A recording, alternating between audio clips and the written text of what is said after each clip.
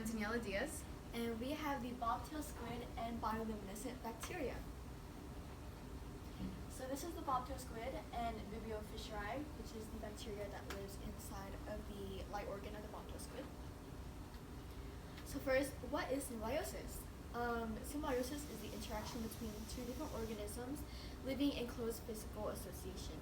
So there are several different types of symbiotic relationships, with examples being mutualism, commensalism, competition, or predation.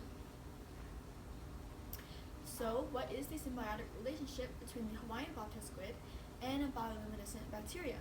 And Vibrio fischeri is another name for bioluminescent bacteria. So the Hawaiian bobtail squid, which is the host, and Vibrio fischeri, which is the symbiont, have a mutualistic relationship, meaning both specimens work together to benefit each other's survival in nature.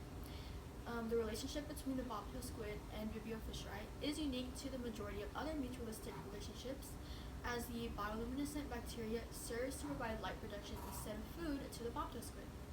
Vibrio fischeri bacteria create bioluminescence in the bobtail squid, as the bacteria contains enzymes that actually produces a blue-green light inside of the squid's light organ. Hawaiian bobtail squids are actually nocturnal, meaning they rest when sunlight is present, but they are active at night. So during the day, bobtail squids will bury themselves under sand or mud in order to avoid predators, and they even glue sand grains to their bodies for better camouflage. Once dusk arrives and the sun sets, the Hawaiian bobtail squids are aided by Vibrio fischeri light production in spotting prey in the dark. In return for Vibrio fischeri's light production and help in securing prey, the bobtail squid provides both a safe home for the bacteria as well as nutrients such as sugars and amino acids. The next thing we'll be talking about is how the squid is not seen by predators above and below the specimen. So in the ocean, most predators can see its prey because of the shadow and the reflected light. Since the bobtail squid emits light from its underside, predators from above can see the light being reflected outwards. Predators that are below the squid looking upwards can see the shadow of the squid. Because of this, the squid protects itself by its ink sac. The ink sac is right above the light organ where the Vibrio fischeri is located. Once the squid realizes that it is in danger, their ink sac will release ink that will then absorb any bright light that is being emitted in order to adjust to surrounding light levels.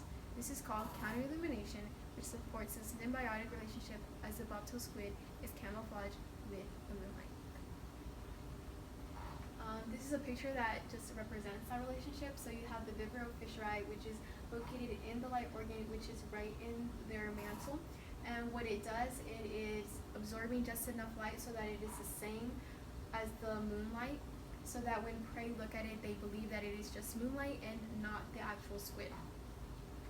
And then we actually have a video that we are going to show that basically just talks about the counter illumination and how they function both day and night. Off the coast of Hawaii lives a cunning nocturnal hunter with a brilliant trick up its sleeve, or rather its mantle. Meet the Hawaiian bobtail squid. After spending the day sleeping buried in the sand, come nightfall, the little squid emerges in search of a meal. To hide itself from predators and prey alike, the squid has its very own invisibility cloak, a colony of a glowing bacterium called Vibrio fischeri, which it houses in a special organ in its mantle. In an ingenious form of camouflage known as counter-illumination, the squid uses its glowing bacteria to mimic moonlight, hiding its shadow from any creatures looking for an easy meal. Moving through the depths, the squid uses its ink sac to adjust the intensity of its living torch to match the strength of the moonlight. Also handy if a cloud suddenly passes in front of the moon. Vibrio fischeri glow because they have genes for producing light using a simple chemical reaction. Scientists growing Vibrio fischeri in the lab notice something quite interesting. The bacteria only switch on their light when they have reached a critical density.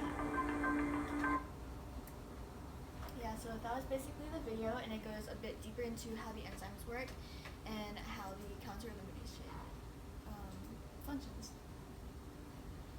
These are just some extra fun facts about the bobtail squid and the bacteria. The bobtail squid has a lifespan of 3 to 10 months, but it rapidly grows. Each morning, a squid vents about 90% of its bioluminescent bacteria back into the seawater. The bacteria replenishes during the day when the squid is sleeping, so by nighttime, the squid has a new crop of bacteria in a slight organ that will help it invade predators. The Hawaiian bobtail squid is a cephalopod. And lastly, the luminescent bacteria can change the gene expression in other organs in the bobtail squid. So that was the bobtail squid and bioluminescent bacteria.